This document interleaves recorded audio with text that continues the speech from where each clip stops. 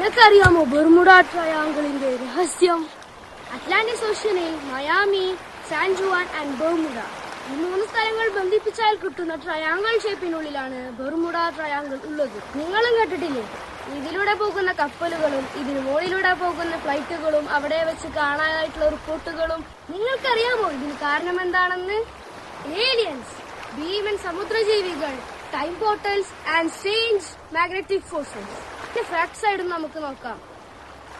ഭീകരമായ കൊടുങ്കാറ്റും ocean waves, അല്ലെങ്കിൽ പിന്നെ മനുഷ്യന്മാർക്ക് പിഴവുകളും പറ്റാം. ഇതും ഒന്നുമല്ലെന്നുണ്ടെങ്കിൽ സിസ്റ്റം ആൻഡ് നാവിഗേഷണൽ എറേഴ്സ്.